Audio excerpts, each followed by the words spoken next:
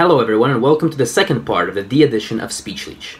Before we start, I just want to quickly say that apart from the regular Instagram voting that's going to be going on as usual, I will also be putting up a poll on strawpoll.com this time, link in the description. As I understand, not everyone has Instagram, or not everyone can be bothered, which is fine. Not sure how it's going to work exactly yet, but I guess I'm just going to tally up the votes collectively on the two platforms, and hopefully it works out. Enough about that, back to the episode, and let's just jump right in. First off, we've got the Dari language. It's native to mainly Afghanistan, spoken by about 12.5 million people. It's part of the Iranian branch of the Indo-European language family, and it's the first choice of the series to be written using the Arabic script. Many Persian speakers in Afghanistan prefer to call the language Farsi themselves, which just means Persian in Persian, like in Iran, where it's the official language. Some people prefer to also call it Afghan Persian. But Dari has been the official term used by the Afghan government since 1964, where it's one of two official languages, the other being Pashto. Dari, Farsi, and Tajik, and a few others form a dialect continuum with various levels of mutual intelligibility between them. In other words, the grammar is mostly the same, but they differ in pronunciation and vocabulary. Pashto, the other official language of Afghanistan, is also an Iranian language, but not really mutually intelligible with the others. To try to paint a not very accurate comparison, it'd be sort of like Farsi, Russian, Dari, Belarusian, Tajik, Ukrainian, and Pashto Slovenian. Or Farsi, Swedish, Dari, Norwegian,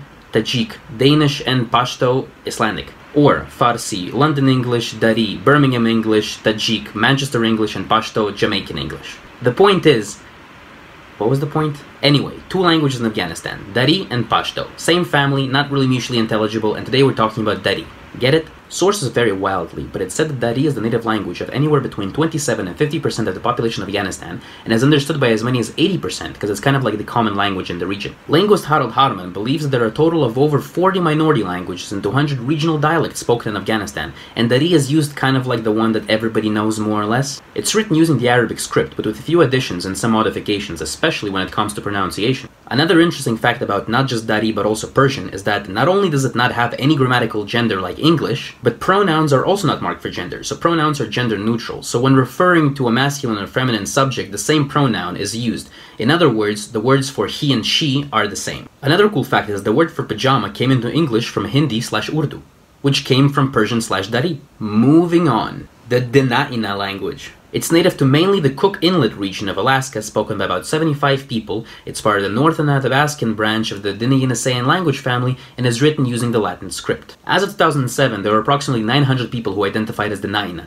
and out of those, only 75 claimed to speak the language. And I don't have statistics for today, but it's unfortunately probably even less. There are, though, thankfully, plenty of preservation efforts. There's the Dena'ina Archiving Training and Access Grant, the Kenai Peninsula College offers classes, there are books being published in Dena'ina, and there's even a yearly Dena'ina festival, which includes a 3-week-long intensive course in the language led by the elders. And on top of that, in 2014, there was legislation passed in the state of Alaska that recognized 20 native languages as official alongside English. And Dena'ina is one of those languages. Though granted, this was for the most part symbolic, because this does not require the government to print documents or record other government actions in these languages. The Dena'ina were one of the least nomadic Native American tribes, especially among the Athabaskan people. They have always historically lived along the west coast of North America by saltwater. They are avid fishermen and have many traditional and special ways of preparing fish. For example, they prepare these smoked salmon strips called balik, which are meant to last all winter. Another interesting fact that I myself have noticed is that there's not much information about this online, but I want to make an educated guess about the fact that the Dena'ina people might have been one of the tribes that the Russians had a lot of contact with. I say this because out of 4 Dena'ina people that I found information about online, 2 are called Peter Kalifornsky and Fedosia Sakalov. Like, what? I'm sorry, but that smells a bit fishy to me. Now, Dena'ina is not a tonal language, which is not very common among Athabaskan languages. But just like many other Native American languages, Dena'ina loves its verbs. It's a polysynthetic language where a single word can mean an entirety of an English sentence. For example, the single word nunkhel ilh means I will see you again. When you break it down, you can see the individual parts that convey the linguistic information. And if you really think about it, this is so much more efficient than English, for example. It's so much faster to speak it if you are fluent. But you can't deny that it's difficult. Next up, Dakota, also known as Dakotiapi. Okay, so there are 3 very similar words that you will often hear when reading about the Dakota.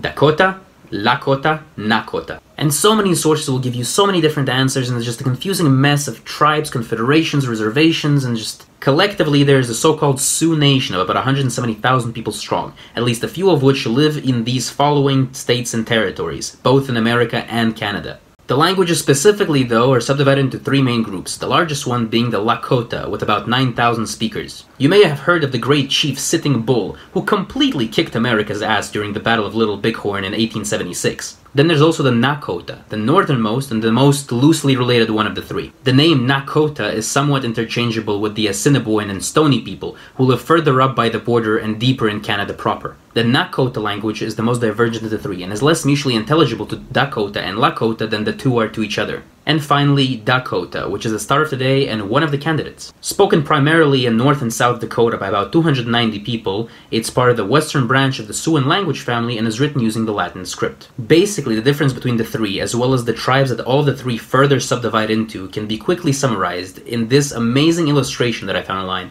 Can we just appreciate for a second how simple and awesome this is? Anyway, just like many other Native American languages, Dakota, say it with me, loves its verbs. A million prefixes, suffixes, infixes get together and start creating entire sentences, only a word long. One hilarious, mind-blowing fact that I learned is that in Lakota, not sure about Dakota, but I'm pretty sure that it's either the same or very similar, the word for Germany is Yashicha Makroche, which literally means bad speaker land.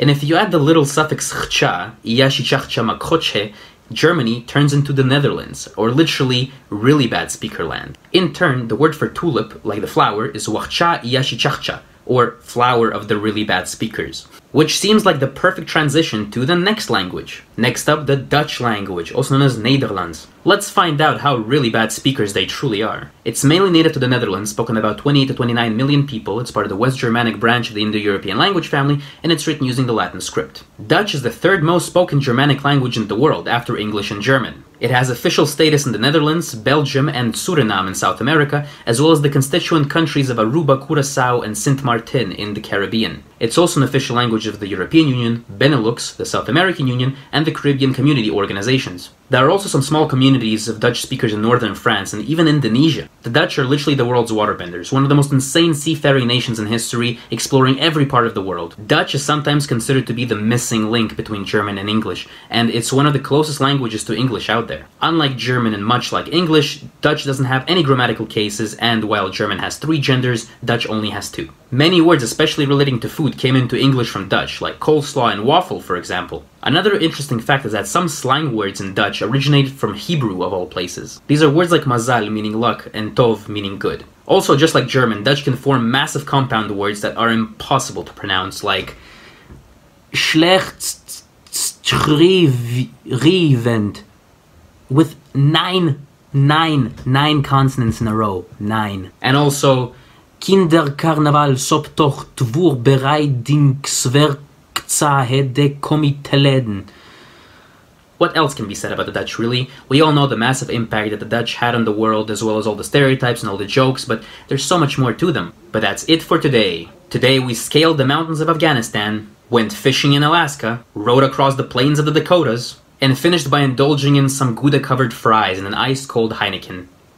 Or a capsule and a joint, whatever floats your boat. Hope you enjoyed the episode and learned something new, and now it's time to get on my Instagram and vote for one of these to become the winner and the one I'll be learning over the course of the next 2 weeks. Also be sure to leave a comment below telling me which one of these was your favorite and maybe some information that I may have missed. Please subscribe to the channel and like the video, and I'll see you next time. Peace out.